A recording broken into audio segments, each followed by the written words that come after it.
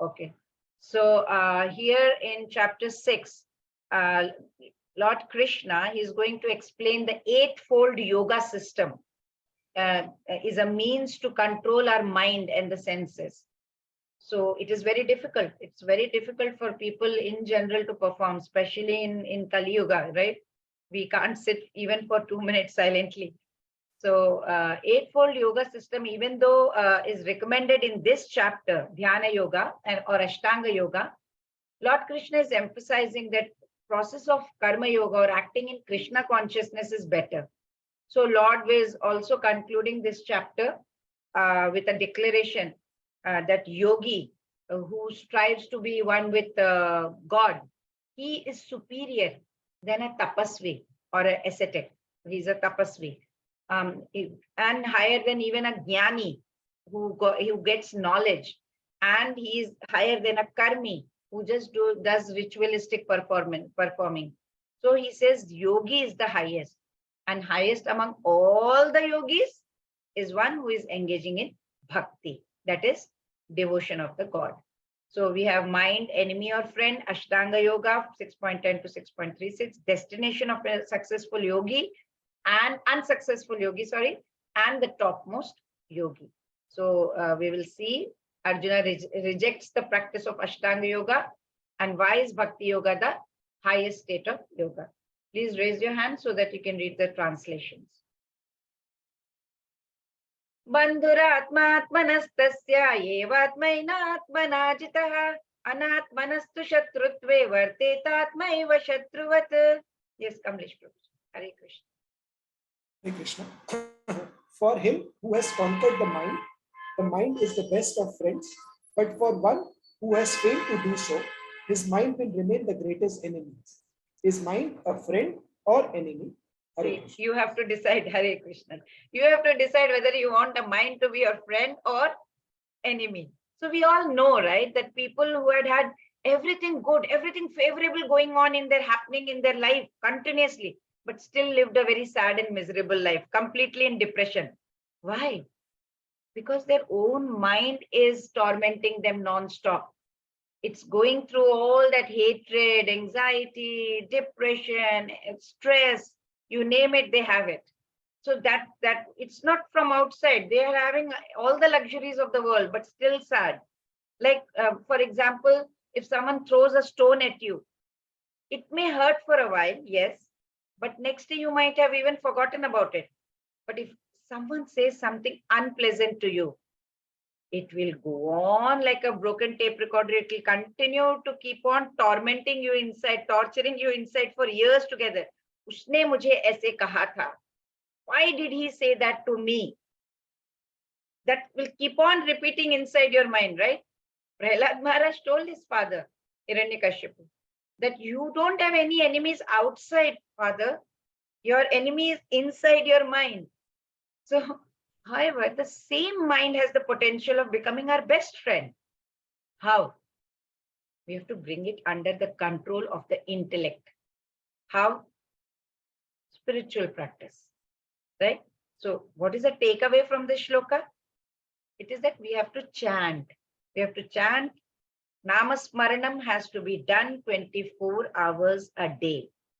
And that is the solution to all the problems. 24/7, that should keep running as a tape recorder inside your mind instead of thinking about other thoughts.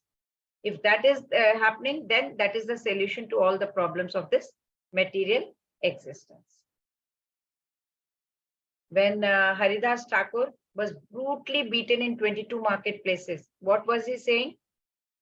He was praying to Lord, please forgive those who are beating me, right? So that is how we have to do. Chanting of Hare Krishna mantra, that's the direct process of curing the mind. Mind is having a disease, you have to cure the mind, right? How to cure the mind? Keep chanting, it will purify. It will take us away from this materialistic contamination. It has been contaminated, polluted completely. We have to take it away by chanting Namasmaranam. And if we take to this process, we will be very, very, very happy. You will notice, but you have to do it sincerely. Then we come to Ashtanga Yoga. So is this yoga? He's putting his head down. Is this yoga? Who are true yogis? Who are true sannyasis? There is so much of confusion about this.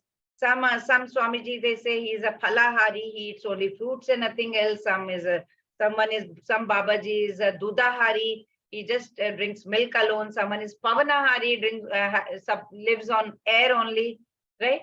So he must be definitely, God realized he is living on air. So some sadhus are like Naga Babas who don't wear clothes, right? So Lord Krishna is dismissing everything, all these concepts. He says that such external acts of tapasvi or asceticism, it does not make anyone sannyasi or a yogi. Those who can renounce the fruits of their action by offering them to God, they are true renunciants or yogi. Now, is this yoga? You have also this kind of yoga, beer yoga, and animal massage yoga also is there now. And you can see so much of yoga going on. And these yoga, it has become a buzzword in Western world. So many yoga studios have sprung up in the country, right? You can see whatever cat yoga, any kind of yoga, it is there. Even the cat was sitting doing yoga, I guess, right? In the previous slide, I don't, cat is sitting on a sofa, see you doing yoga. So you can see that. But what is true yoga? Yoga means connecting to God, union. So we have so many yogas, karma yoga, jnana yoga, ashtanga yoga, right? Bhakti yoga. So it is union of our soul to God. So union of our consciousness with divine consciousness. That is yoga. So what is it not? Yoga is redefined. Union between individual consciousness and supreme consciousness. It is not breathing exercise or physical exercise or going to Himalayas or better facility for sense enjoyment. So we choose our goal and that defines our role. So yoga has been redefined.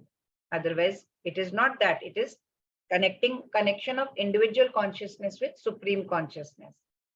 Now we have Ashtanga yoga.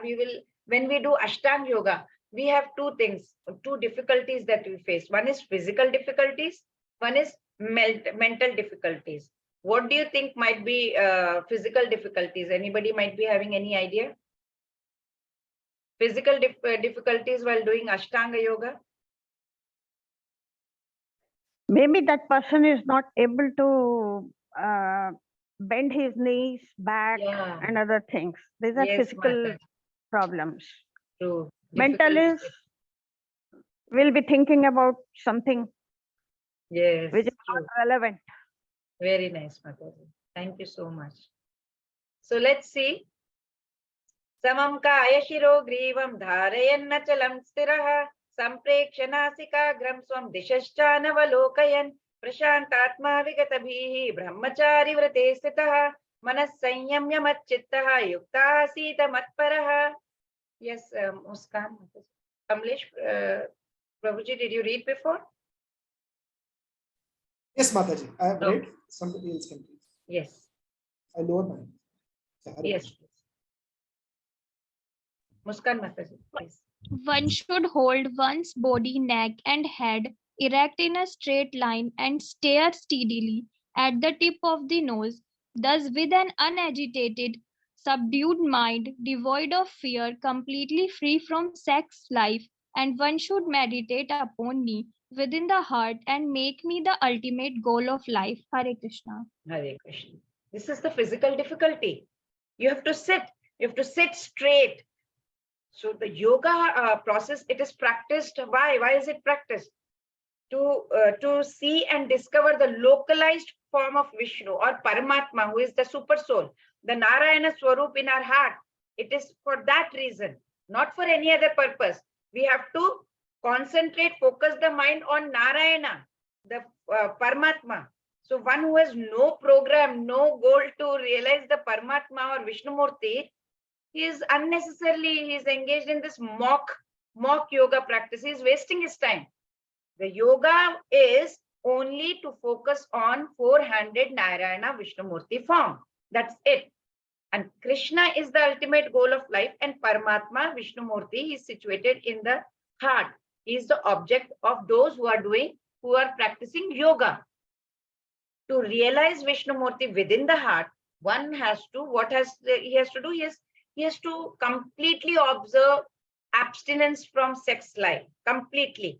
And he has to live, has to leave home. He has to live alone in a secluded place. He cannot enjoy sex life daily at home and then elsewhere, and then attend a so-called yoga class and then say, I'm a yogi. No, that's not happening. It's written in Bhagavad Gita. One has to practice, control the mind, avoid all kinds of sense gratification, even in which sex life is also included, right? And ultimate goal of yoga practice is to see the Lord within, go within, inside. So a Krishna consciousness person is always the best of all yogis. So physical difficulties, you have to put your body, neck, head, everything in straight line. Continuously stare at the tip of your nose. You cannot have agitated mind, free from sex life. That is little physical difficulty. Yato yato nishchalati manashtanchalam astiram tatastato niyam yaitat atmanyeva vasham nayet. Yes, Kusumlata Mata. Hare Krishna. Please unmute. Hare Krishna. Muskan Mataji. From wherever wherever the- the mind wanders due to its flickering and unsteady nature, one must certainly withdraw it and bring it back under the control of the self. Ashtanga Yoga. Yeah. Mental also problem is there, right? Mind keeps wandering around here and there. Why is mind going around here and there? Because its nature is flickering and unsteady. It will go around here and there, and then you have to withdraw it, bring it back. So Srila Prabhupada very nicely explains also the nature of mind itself is flickering and unsteady. But a self-realized yogi, he is able to control the mind. And he says, I should be able to control the mind, not that mind is controlling me. So one who controls the mind and the senses as well. Who is he called? He is called Goswami. Goswami is master of senses, one who can control the mind. And one who is controlled by the mind is Godasa. Goswami, and then Swami means master, right? Dasa means slave. You are the slave of the senses. So serving Krishna with purified senses is called Krishna consciousness. As per Bhagavad Gita, which one has the nature of flickering and becoming unsteady? Eyes, mind, body, all of the above. What is flickering and what is unsteady all the time? Mind. Mind, Mataji. Yes, true, correct. So let's see. Mentally, you have to have unagitated mind. You should not have any material desires. You should stay away from sex life. Complete celibacy you have to practice. And it is like a lamp in windless place. You know, lamp, if you put it in windless place, it will not move. It will remain steady. That is how you have to keep your mind steady. So habits have to be regulated. You can't just sleep one day, not sleep one day. You cannot have that. Regulated practice is important. So Ashtanga Yoga is, you have to have all the 8 angas. So you have 8-limbed connection. Ashta means 8, anga means limb, and connection, yoga. So 8-limbed connection. And what is that? It's not just 60 minutes of going on the rubber mat and doing yoga. No, that is not there. So first is yama. Yama means you should have external discipline. We will go in detail after this. And then niyama, number 2, internal disciplines. External, body and all, internal, inside. Then asana, how you sit in the meditation. Pranayama, how are you controlling your breath? Pratyahara, whether you are able to withdraw your senses inside. If the mind, everything is running around, how you control it? Dharana, fix your mind, focus. Dhyana, complete absorption in meditation. And then samadhi, complete union with God. So you have to remember this, right? First comes yama. So how will you remember this? Say YN, yama and niyama, gave the APP, asana, pranayama and pratyahara to DDS, dharana, dhyana and samadhi. So YN gave the app to DDS. So that's how you have to remember, otherwise you'll forget. So as Pranayama and Pratyahara, you can again get confused which will come first. So N comes first and T comes later, right? In the alphabetical order also. Even in Dharana and Dhyana, A comes first and Y will come later. So you can remember Dharana comes first, Dhyana comes later. Okay. So let's see what comes first. Yama, Niyama, Asana, Pranayama, Pratyahara, Dharana, Dhyana, and Samadhi. So YN gave the app to DDS. Can someone repeat this? YN. YN gave the app to DDS. To DDS. DDS is a man, some person. So YN is another person. So YN gave the app to DDS. So let's see. Oh, okay. Correct sequence of the Ashtanga Yoga is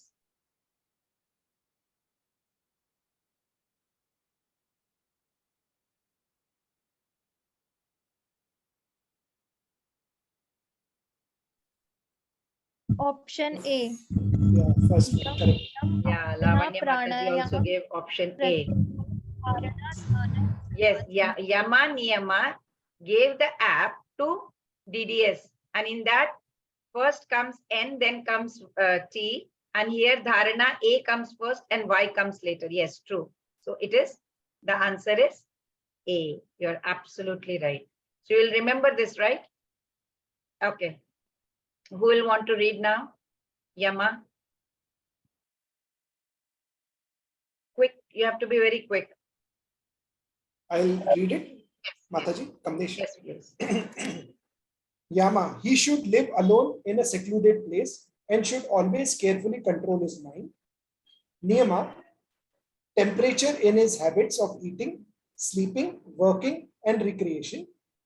Asana, lay kosa grass on the Kusha ground. grass. Kusha grass means that made up of grass, right? Yeah. Okay, sorry. Lay kusha grass on the ground and then cover it with a deer skin. The seed should neither be too high nor too low and should be situated in a sacred place. One should hold one's body, neck, and head erect in a straight line and stare steadily at the tip of the nose. Thus, with an unagitated, subdued mind, devoid of fear, completely free from sex life, one should meditate upon me. Pranayama, practice stopping the movement of the outgoing breath into the incoming and incoming breath into the outgoing, and thus at last remain in trance. So first limb is Yama. Yama means what? You have the environment, how you are going to be there. So there are 5 Yamas. I'll just say in brief. In level 2, you can go in detail. So 5 Yamas are like Ahimsa, non-violence, truthfulness, Satya. Asteya means non-stealing. Then then comes Satya.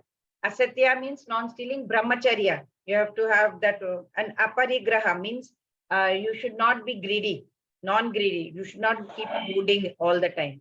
Then Niyama. You have to have all the Niyamas. Ni means inside, Ni, inward. So there are again 5 Niyamas. Shaucha, which is cleanliness. Santosha, which is like contentment. Tapas, which means discipline. Swadhyay, which means you have to reflect yourself within, right? And Ishvara Pranidha means you have to surrender to the higher power. Then third limb is like asana. So this is a physical aspect, how you have to sit. Sthira Sukham Asana means the posture or the pose should be very steady and very comfortable so that you don't get any kind of pain, right? Pranayama is the 4th limb. Prana means what? Energy and the life source, you can say. So it can also be understood as, that means breath control or breath restraint. So we can choose there are many practices in this, like Kapalbhati is also there. So many kinds of pranayama are there that you can always go through that. Okay. Yes, please. Swaminathan Prabhuji.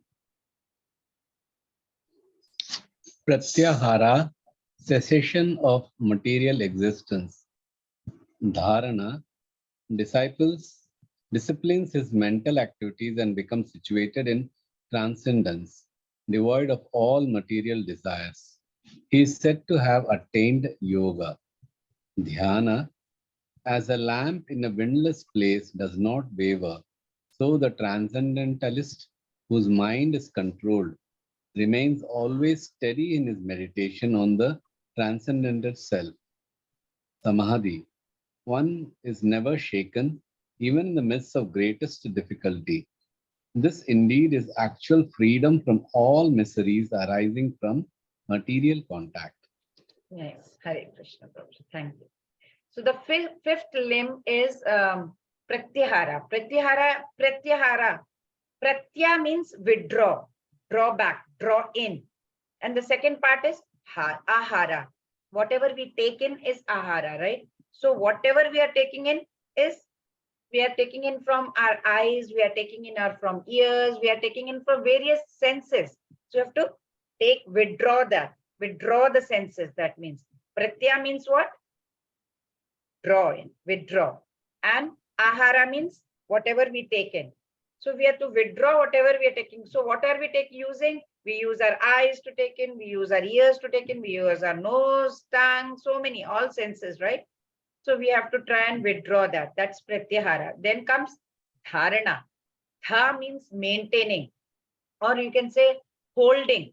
And ana means something else. You have to hold. Hold means you have to fix. Fix what? Fix your mind. Fix your mind to something specific. One point. You have to focus that on one point. That's dharana. Focus. Discipline. With discipline, you have to focus it, right? On maybe some chakra or some object. You have to focus on that. Then comes dhyana. Dhyana is the seventh limb of yoga. And it is built upon asana, actually, which is a physical posture of pranayama, where, you have breath control, and pratyahara, which means you are withdrawing all your senses. It's built upon all that. So you're moving on in dhyana. Dhyaya means what? To think of. So the mere purpose of meditation is what? To interrupt the normal mental activity. Our mind is continuously working. Even now that you're with me in Bhagavad Gita, you may still not be with me. You may be doing something else. Mind is never stable. In chapter 6, that's the most important point you have to understand. Even though you are with me, you may not be with me. You may be thinking of something else. Okay, after Bhagavad Gita, I'm going to eat this, or I'm going to go there. So the main purpose of meditation is to interrupt the normal mental activity fluctuations that keeps happening, right? Like you have all kinds of imagination, memory, everything. So the memory is the one which is very hard to quieten it down, because it keeps on feeding us with instances of the past. This is what happened, what happened, the feelings, the thoughts, very difficult. So dhyana means you have to fix it. And then eighth limb is samadhi.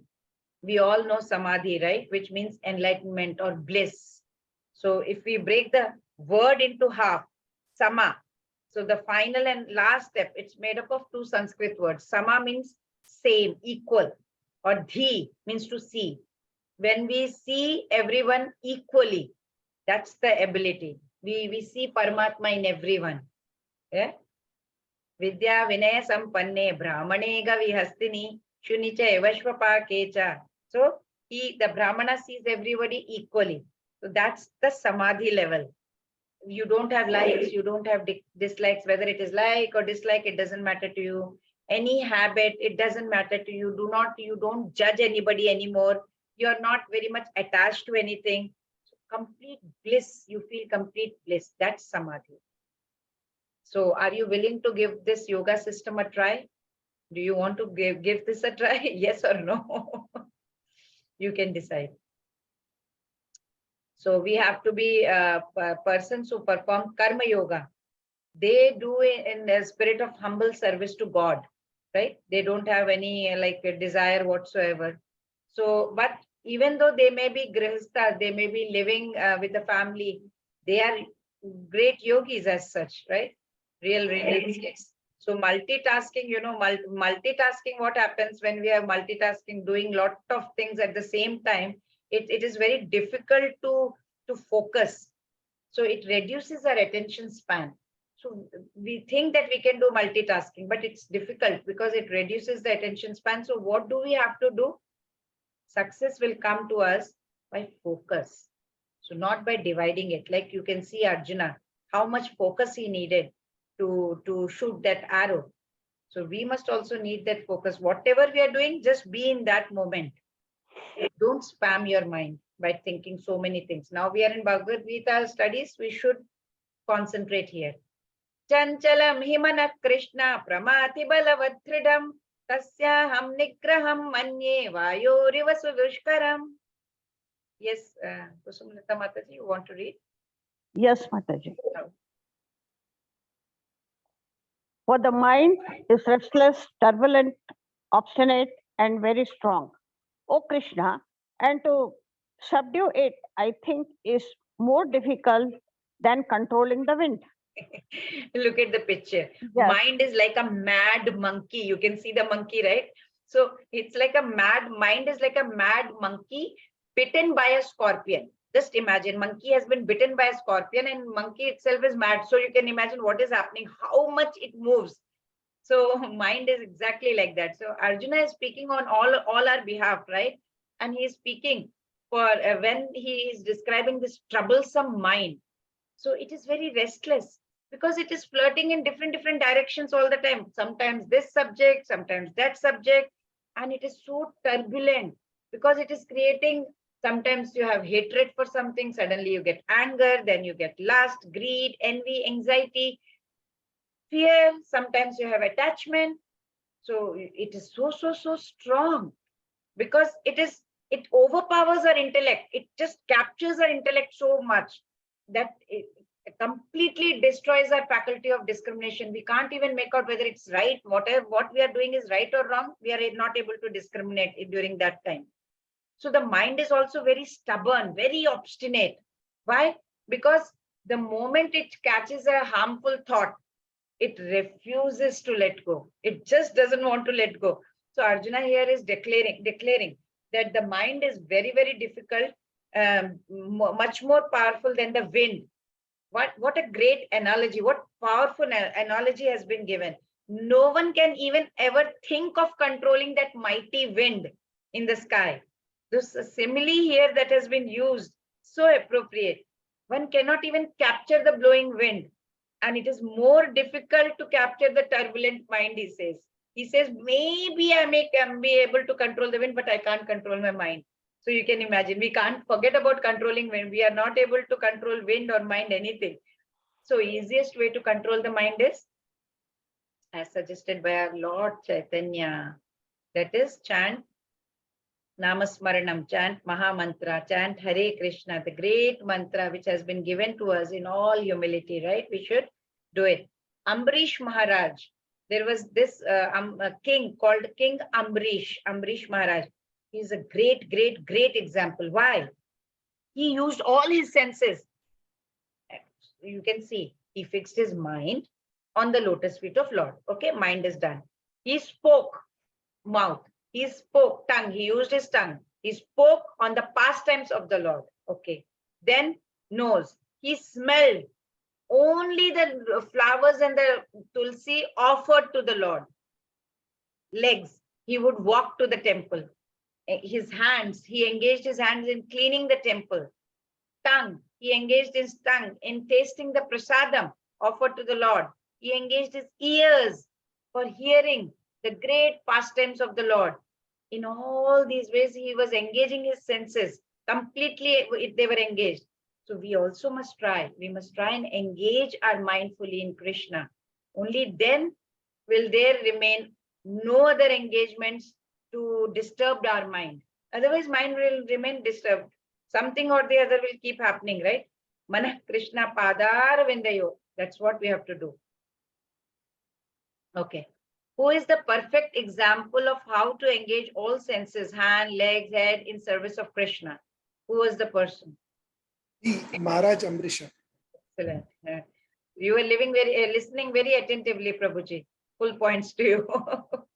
Hare Krishna. Which yoga was rejected by Arjuna by saying it's impractical and unendurable? It's A, Ashtanga Yoga. Ashtanga Yoga. Very nice. He said, I can't do it, Krishna. Okay, let's see. Asanyataatmana yogo dushprapaiti me matihi pashyatmana tu yatata shakyo vaptumupayataha. Yes, please, Swaminathan Prabhuji. For one whose mind is unbridled, self-realization is difficult work. But he whose mind is controlled and who strives by appropriate means is assured of success. That is my opinion. Shri Bhagavan Uvacha Asamchayam Mahabhavo Mano Durnigraham Chalam Abhyasena tu Kaunteya Vairagyena cha Grihate. Lord Shri Krishna said, O mighty armed son of Kunti, it is undoubtedly very difficult to curb the restless mind, but it is possible by suitable practice and by detachment. So what did Krishna say? He responds to Arjuna's comments. He says, Mahabaho, Asamchayam Mahabaho. Mahabaho means, oh, mighty armed one. Oh, Arjuna, you are so brave. You have defeated so many warriors, so many people in the battle. Can't you defeat your mind? But Lord Krishna does not deny the problem. He is not denying the problem by saying, oh, Arjuna, what nonsense are you speaking? No. Mind can be controlled very easily. No. He is not saying that. He's agreeing with Arjuna's statement. And the mind is indeed difficult to control. That's what he says. But he says, so many things are so difficult to achieve in the world. But are we giving up? No. If something is difficult to achieve, do we stop? No, we never remain undaunted, right? So we remain undaunted, sorry. And then we move forward. We keep on striving till we achieve it. For example, like sailors, they know that the sea is dangerous and there might be a possibility of terrible storms. And terrible storms do exist. When they go in the middle of the sea, there might be a storm suddenly. Yet, that does not keep them ashore. They take the boat and go fishing, right? Even the sailors move. So Lord Krishna is assuring Arjuna that yes, it is difficult, but it can be controlled. And he's giving two things. What are the two things that can be used to control? One is vairagya, means detachment. So when we see the mind is running towards the objects of attachment, we need to remove it or eradicate that attachment. Either we remove it or we eradicate the attachment, the unnecessary thought or wanderings of the mind, right? And second one, he says, abhyas. Vairagya is detachment. Abhyas means practice. So you have to practice. It's not going to happen. If you say, oh, Krishna has told me, but it's not happening. No, it won't happen. Any one habit also, it takes minimum 14 days to change a small habit of ours. I read it somewhere, but we need to keep practicing. So persistent effort is needed to change an old habit or even develop a new one. So practice is very, very important for us sadhaks. So it is the key that will open the door to excellence, to mastery. Like for example, first time if you start learning the car, you are hesitating, you are not able to drive, you drive very slowly, sometimes you are pressing on the brake, sometimes clutch, you don't know, the car stops immediately, then again you start. Do you give up? No, you keep practicing till one day you're just holding with one finger also on the wheel and you're talking and you're nicely moving around, maneuvering your steering wheel like a pro. Similarly, if you let's take the typing also. The first time we begin typing, we will just put our fingers on the typewriter and press one finger on it and maybe one word in 1 minute.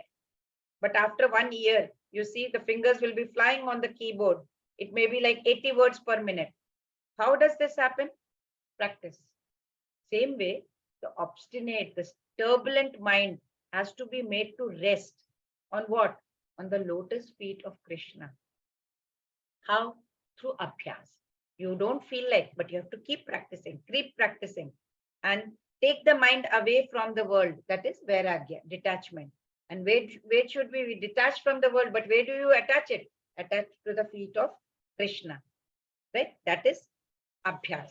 So he says, if you can do that and give up all your desires, focus the mind, then you will be able to do it. Now, after this statement, it is creating a doubt in Arjuna's mind. What about those sadhaks, Krishna, who are not able to control their mind? He's questioning Lord Krishna in this regard. So Arjuna uvacha ayate shraddhayopeto yogachalita manasaha aprapya yoga samsiddhim kam gatim Krishna gacchati. Yes, Kamlesh Prabhu. Arjuna asks, what is the destination of someone who fails in achieving success in yoga? So what will happen if these aspirants do not put in necessary effort, Krishna? Where will they be able to go? What will happen to them? They are not able to complete that in this journey of life.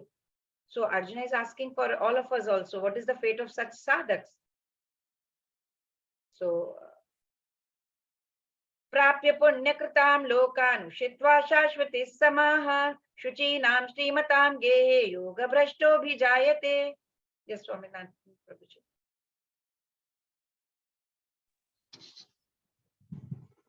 After many years of enjoyment on the planets of the pious living entities, is born into a family of righteous people or into a family of rich aristocracy. अथवा अयोगिनामेव कुले भवति धीमताम् एतद्धि दुर्लभतरं लोके जन्म यदीदृशम्. He takes his birth in a family of transcendentalists who are surely great in wisdom. Verily, such a birth is rare in this world. So what is Krishna saying here? Krishna says, "Oh Arjuna, one fall from yoga because of the desire for bhog. You have a desire for bhog, you fall from yoga."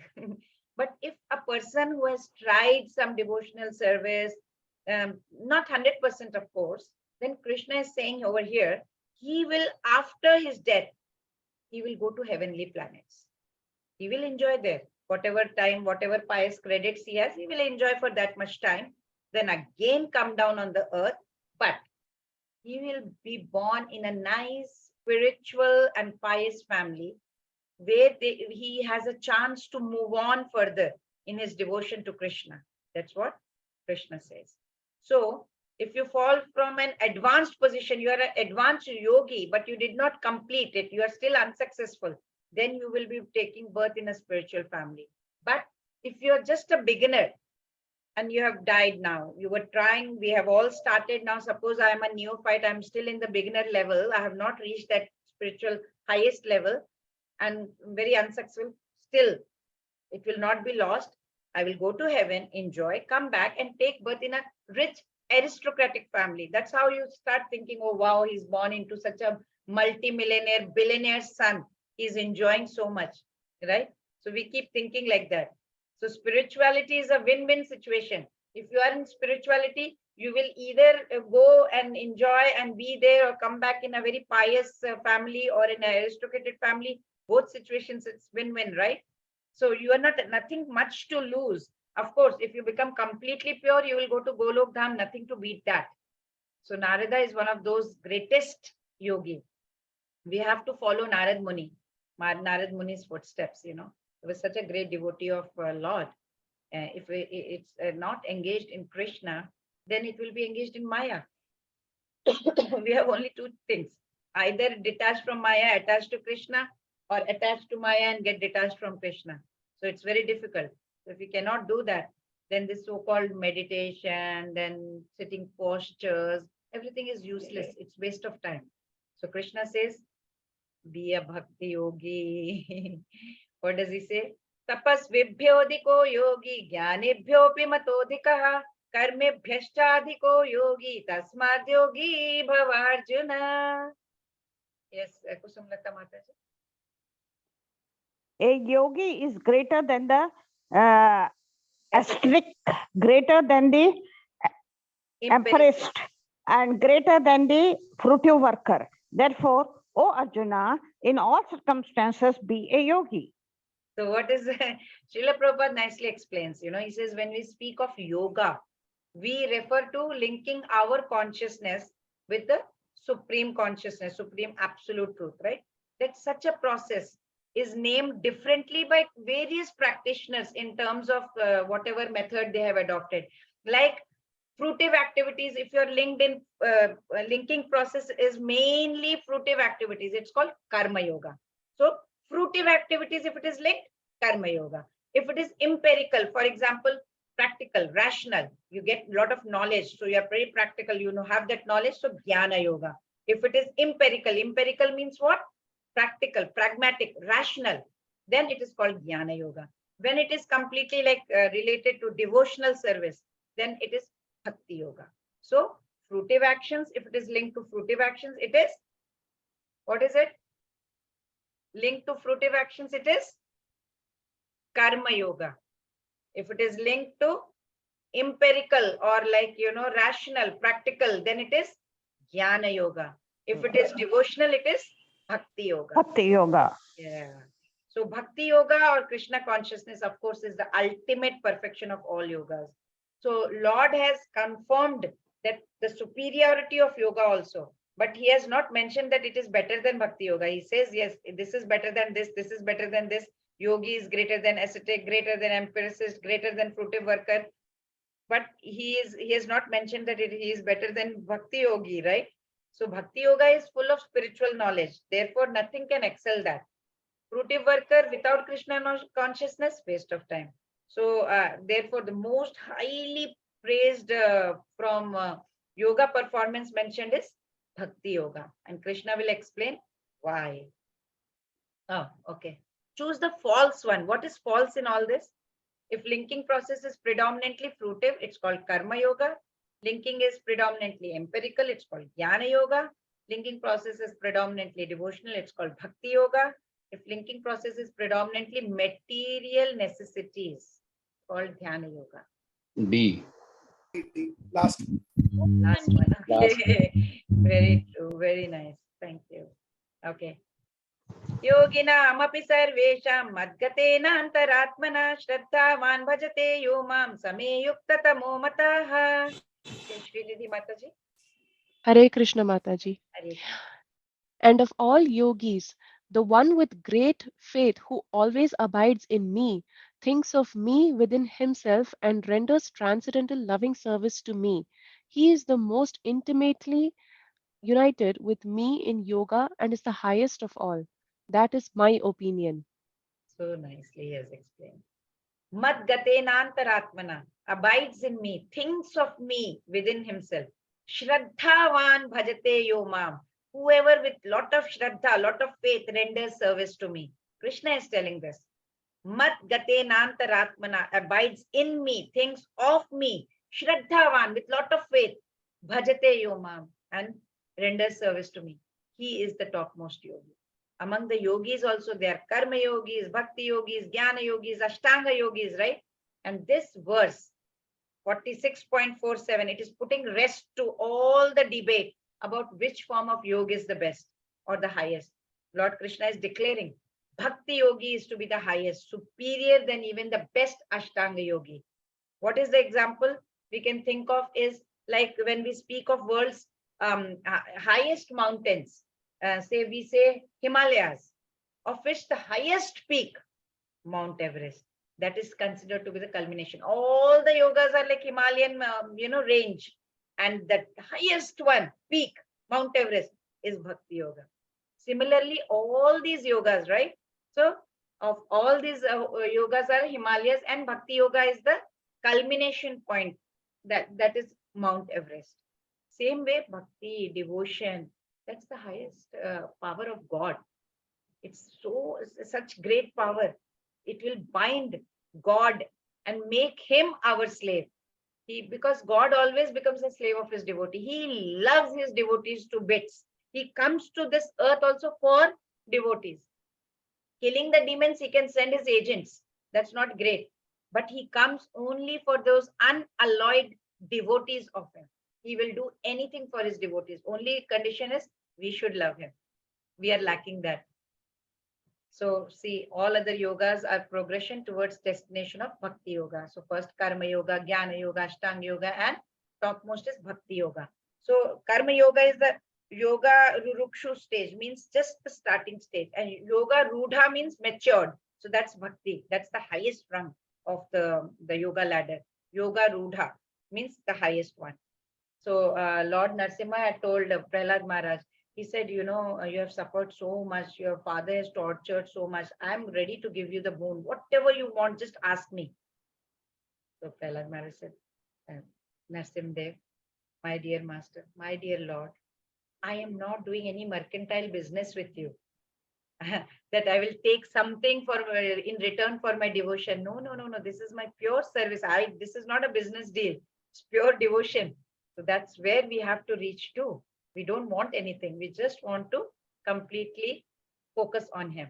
So Bhakti Yoga is the topmost yoga system. Maximum results. Minimum effort. You just have to just do service to him. No qualification. Completely sin-free.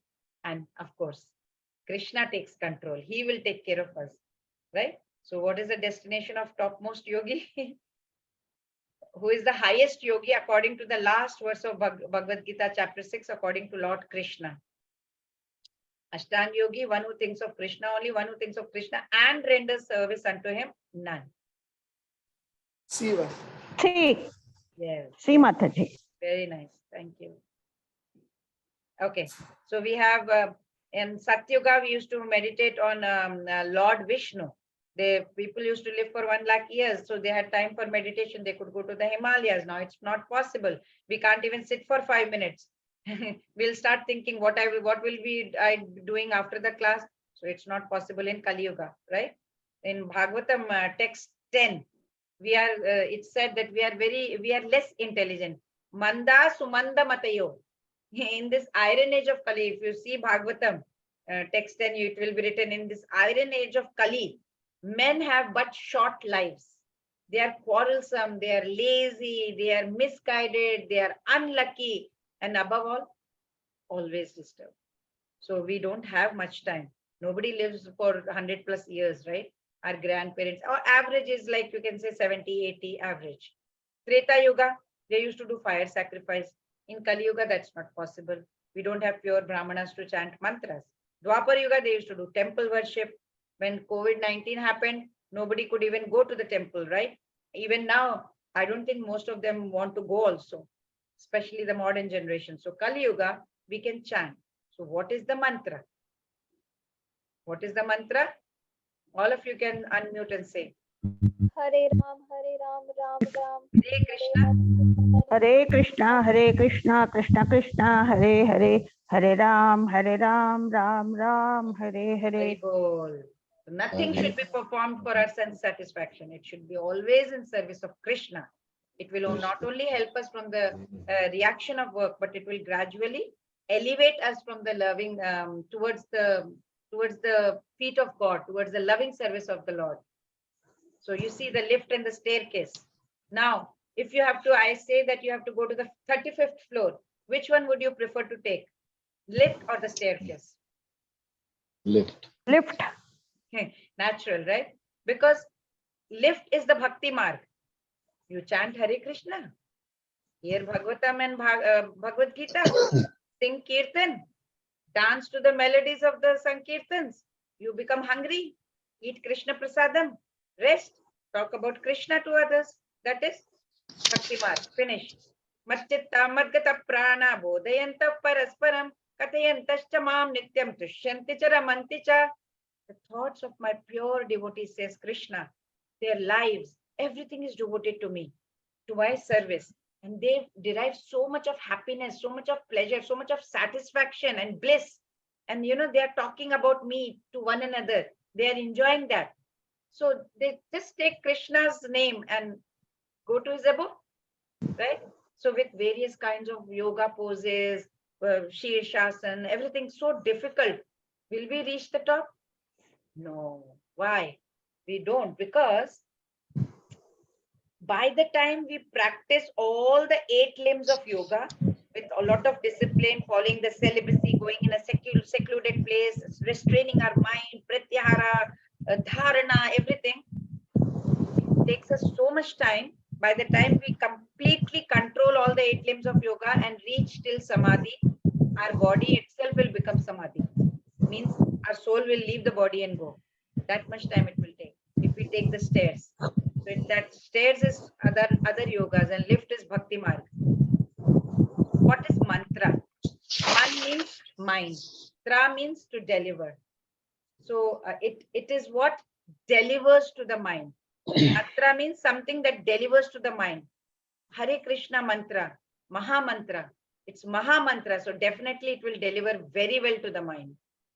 Hare Krishna, Krishna Krishna, Hare Hare, Hare Rama, Rama Rama, Hare Hare. When we chant one-minded, we should be able to hear the Hare Krishna sound. This is the prescription told by Srila Prabhupada. He was a great guru, right? His glance had a purifying effect, as he was so intense in his japa, always very intense. So we may get this question in our mind that how can we identify a competent guru? Well, if you get peace of mind in his presence and you can feel a sense of respect you feel for the guru, it means you have found a guru like Srila Prabhupada. If it's not the time, it's the taste. It's not about the time, it's a taste. So we need to develop the taste for Krishna, and we can get that in the association of devotees or bhagavatas. The devotees or bhagavatas are same. It is said in Srimad Bhagavatam, Nashtaprayeshu bhakteshu nityam bhagavata sevaya bhagvat uttama shloke bhaktir bhavati naishtiki. Means what? It's the remedy. What is that remedy? The remedy to remove all the inauspicious things from our heart. So these are the obstacles. These impurities are the obstacles. It doesn't let us, go towards the path of self-realization. So remedy is to be in association of devotees, association of bhaktas. So there are two types of bhagavatas, right? One is book, Bhagavatam, and another is the devotees. So it's very good. That will help us to eliminate all the obstacles. So the difference, this is Sankirtan also we can do. Sankirtan and Japa, the difference is Japa is done on the beat, Sankirtan is done with the accompaniment of Kartal, Mridanga and all those collective chanting of Hare Krishna Mahamantra, right? With the devotees. Japa is done like alone and Sankirtan is in a group. Group chanting is done, yeah. But each person chants on his beats. Sankirtan, one leads and others follow. Here you can read Srimad Bhagavatam. Whatever result was obtained in Satyuga by meditating on Vishnu, Treta Yuga by performing sacrifices, Dwapar Yuga by serving the Lord's lotus feet, it can be obtained in Kali Yuga. How? By simply chanting Krishna's Maha Mantra. That's it. We will be rescued. This is written in Srimad Bhagavatam 12.3.52. We have a lot of scriptural references for chanting the holy name of the God. So tomorrow if somebody says, where is it written, the holy name of God? You can always tell about Srimad Bhagavatam 12.3.52. You can quote that in Kali Yuga it is written simply by chanting Hare Krishna Maha Mantra. It is written over there, Dwapare Paricharya Ya Kalau Tad Dhari Kirtanat. You have to do Kirtan, chant Maha Mantra. That's it. So it is written over there. You can quote that 12.3.52. And we have many other scriptural references. In Narayan Samhita also it is written. Anybody wants to read? Swaminathan Prabhu. In the Dwapara Yuga, people should worship Lord Vishnu only by the regulative principles of Narada Pancharatra and other such authorized books. In the age of Kali, however, people should simply chant the holy names of the Supreme Personality of Godhead. The Hare Krishna mantra is specifically mentioned in many Upanishads, such as the Kali Santarana Upanishad, where it is said, Dwapariyai Janair Vishnu Pancharatraistu Kevalaiha Kalau tu nama matrena pujyate Bhagavana Harihi. Very nice. Hari Hari. Kalau tu nama matrena pujyate Bhagavan Hari. You should say Hare Krishna. It's written in Narayan Samhita. Another scriptural reference. After searching through all the Vedic literature, can't find religion more sublime for this age than chanting of Hare Krishna. It is written in Kali Santarana Upanishad. If somebody asks you like that, you please let them know the scriptural references. Then in Bhagavad Gita 10.25, Yajnanam Japa Yagyosmi. So Japa of sacrifices, I am the chanting of holy names, says Krishna. in 10.25. Then again Chaitanya Charitamrita Adi 7.21, it said Harer Nama Harer Nama Eva Kevalam Kalau Nasti Eva Nasti Eva Nasti Eva Gate Anyatha. For spiritual progress in this age, there is no other alternative. There is no other alternative. There is no other alternative to the holy name, the holy name, the holy name of the Lord. It's written very clearly. This is the prescription we need to take in and do Maha Mantra with one-mindedness. Srimad Bhagavatam 12.3.51. That Kali, there are many faults. People are subject to many miserable conditions. Yet in this age, there is one great benediction. Simply by chanting Hare Krishna mantra, one can be freed from all material contamination and thus elevated to spiritual world. 12.3.51. So we must do Kirtana Dev Krishnasya Mukta Sangha Param Vrajet. It's written over there. And then similarly, Chaitanya Charitamrita Antya Leela also it has been written that we must take the holy name of Krishna and Govinda. So let's see some don'ts of chanting, what we should not do. We should not chant only portion of Maha Mantra, not Hare Krishna, Krishna Krishna, Hare Hare. That's it. Hare Rama, you leave it. No, no, no. You have to do the whole thing. Then one should not chant while reading a book or newspaper or watching TV. What should we do?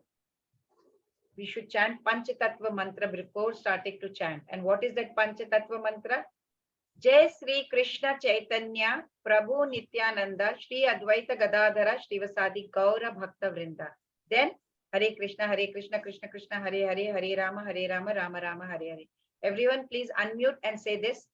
Jai Sri Krishna Chaitanya Jai Shri Krishna Prabhu Nityananda Shri Advaita Gadadhara Shri Advaita Gadadhara Srivasadi Gaura Bhakta Vrinda. Srivasadi Gaura Bhakta Vrinda. Hare Krishna Krishna Krishna Hare Hare Hare Rama Rama Rama Hare Hare. Hare Krishna Krishna Krishna Hare Hare Hare Rama Hare Hare. And then we should chant audibly, loud enough to hear the mantra. No need to shout or scream, but at least audibly. Pronounce each name distinctly, not Hare Krishna Krishna Krishna Hare Ram Ram Ram. No. Hare Krishna Krishna Krishna Hare Hare Hare Ram Ram Hare Hare. So you should pronounce each distinctly. Chant with respect, devotion, and concentration. You can chant in any place, sitting, walking, facing any direction. You can chant at any time. However, it is recommended to do early morning, Brahma Muhurt. You can chant either before or after taking bath. It is recommended to keep the counting by keeping a bead. You can chant on Tulsi beads, 108, right? So then, what are the benefits of chanting? Freedom from the reactions of sin, relief from unwanted drives and habits, freedom from anxiety and stress, peace of mind, real happiness, enlightenment. What do people say about chanting Hare Krishna Maha Mantra? We'll see quickly. George Harrison, it's really a process of having realization of God. Then we have Jean Claude. What does he say? Everything started happening from me when I began chanting Hare Krishna. And then we have Albert Ford, owner of Ford Motors. Chanting Hare Krishna has made tremendous impact in my life. Look at his dress. Both are wearing Vaishnava dresses. So nice. Then we have N.D. Desai. I've been chanting Hare Krishna for many years and I've never found anything more pleasurable. Then we have Rishikesh Mafatlal of Mafatlal Fabrics. Chanting Hare Krishna has helped me face all ups and downs in my life with great confidence and peace of mind. Then there are models. What do they say? By starting to chant Hare Krishna, I felt tremendous happiness. Chanting helped me give up bad habits, changed my vision of things. An army officer. My outlook towards life is a lot more brighter after starting to associate with Hare Krishna devotees and chanting the Maha Mantra. Then we have, somebody teaching in Florida State University, David Wolf. Maha Mantra significantly reduces stress, depression, and mode of ignorance and considerably increases the mode of goodness, says he. Then we have printing executive. When I'm stressed out, I chant. It's one thing which charges my batteries. It clears my mind and brings me back in focus. Then we have, when I'm nervous, I find chanting very calming. I don't get shaken up at little things. Chanting Hare Krishna and reading authorized books on Krishna consciousness has brought me great peace. So these are all the testimonies. We have seen scriptural references. If somebody says, where did you find this Hare Krishna mantra? Who told you? So we have so many scriptures recommending it. Then testimonies, so many testimonies. Okay, with this we come to end of chapter 6. Mind, how is the nature of the mind? It can be our friend or enemy. Then yoga is redefined. It's not just doing exercise. We have a yoga ladder also. We did that.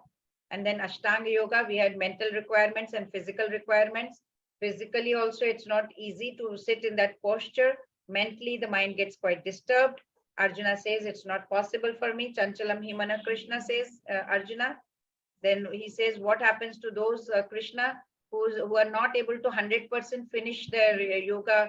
They are unsuccessful yogi. Where do they go? So Krishna says, don't worry. They'll come back to a spiritual family after finishing their pious credits. They will go to heaven. They will enjoy, then take birth in a rich and aristocratic family. If they are advanced position, spiritual family, beginner level, aristocratic family. Topmost yogi is one who practices bhakti yoga. Why? Because you get maximum results, minimum effort, no need for any qualification. It's completely sin-free, and Krishna takes control.